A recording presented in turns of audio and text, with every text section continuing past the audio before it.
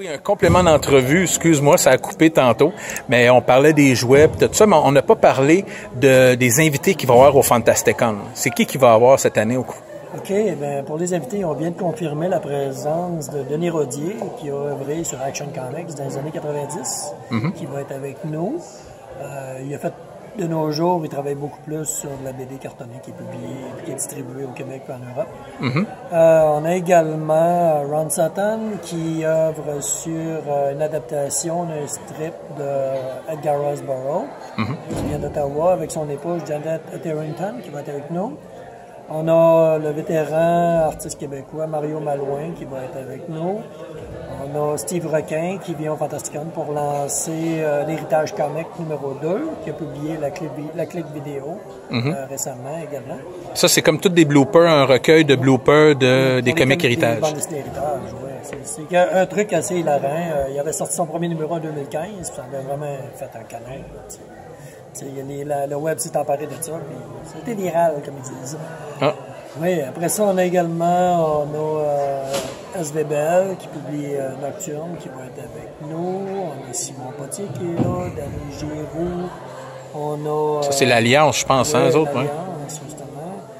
On a Steph Dumaire qui est là. On a également... Ouais, Denis Hart. On a Andrew Ann qui vient de Toronto, qui va être avec nous, justement, un artiste de la relève. On a quand même une bonne sélection. Il y en a certainement quelques-uns que j'oublie. François Chartier est là avec nous à nouveau. C'est fun de voir ça. Et il y en a aussi là, quelques-uns de la relève. Puis je voulais savoir s'il y a de la place... Anouk BD, je crois.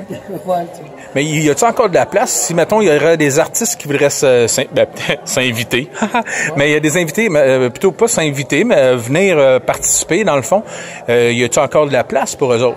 Oui, il nous reste 3 tables de 8 pieds qui peuvent être louées en demi-table.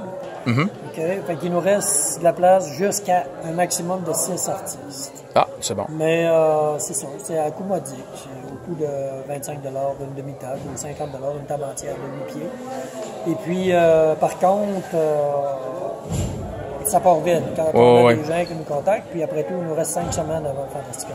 Oui, ça va très, très, très vite. Puis au niveau des tables de vendeurs, eh ben, on a 100 tables qui sont déjà louées.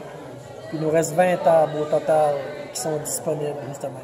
Mais encore là, par coup, des fois, de 3 tables réservées à la shop, ça va se remplir assez rapidement. C'est sûr et certain que tout va être à 100% complet pour le Fantasticon. Puis on voulait savoir, mettons, là, si on voulait savoir quel genre de vendeur qui va avoir la boucle, puis que vous recherchez, dans le fond, pour le Fantasticon, c'est quoi, dans le fond, que vous avez comme vendeur? Ben, c'est vraiment des vendeurs. La spécialité du Fantasticon, c'est des jouets, c'est des comic books, des comic bandes dessinées en anglais, et la bande dessinée francophone.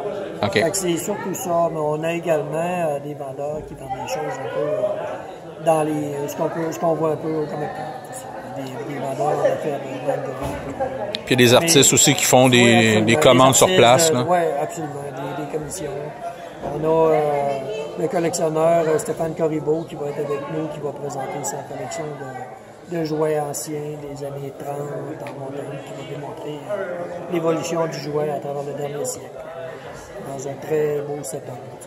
Puis aussi, tu me parlais tantôt, là, parce qu'on s'est parlé hors caméra, on parlait aussi de Batman. Là, il va y avoir de quoi par rapport à la Batmobile, je crois? Oui, on a Jean-Carl Gionnet qui a fabriqué une Batmobile en format réduit, qui mesure environ 5 pieds de longueur. Et puis, il a gagné des prix avec son truc, parce que tout fonctionne exactement comme la Batmobile originale. Ah, la première, là, ça, des années 60. 1966, oui. Wow. Fait que, il va être là avec sa Batmobile, puis il a même recréé une Batcave également. Design, tout ça va être vraiment beau. Puis lui, ben, il nous a offert 100 Batmobiles Hot Wheels la même. Oui, le même modèle, mais vraiment un modèle réduit, qu'on va offrir aux enfants qui vont venir au Fantasticon. Ah, c'est cool. Les 100 premiers enfants qui viennent accompagner leurs parents vont avoir une Batmobile. Ah, c'est cool, ça. Puis des surprises. Le programme de l'événement qu'on donne à tous les visiteurs va contenir la toute première aventure du Fantastique Duo, les personnages qui apparaît sur notre affiche. Fait que ça va être une bande dessinée de 5 pages qui va paraître français-anglais dans le programme, dessinée par notre artiste Simon Potier et scénarisée par Denis Dagenet. Denis Dagenet, justement. Fait que, vous êtes une belle équipe. Vous êtes une belle équipe parce que j'ai pu voir aussi là. Écoute, on prend de l'ampleur. On prend de l'ampleur, puis surtout, on gagne vraiment en reconnaissance auprès du cœur du public. C'est intéressant de voir ça. Puis là, vu qu'on a vu que en avril, il n'y en a pas eu, on pensait qu'il était pour avoir un événement en avril, ça a été déplacé au mois de juin, mais il va en avoir quand même une au mois en novembre, peut-être, ou octobre, je sais pas, en automne.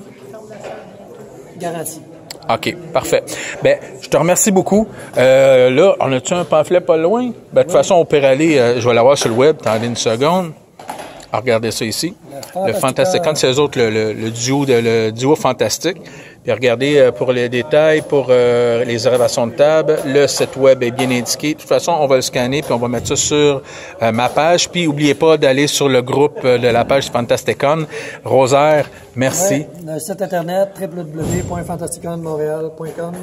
Merci beaucoup. L'adresse d'union entre Fantasticon et Montréal. Oui. Merci. On va aller voir ça. Bye bye. Bye bye.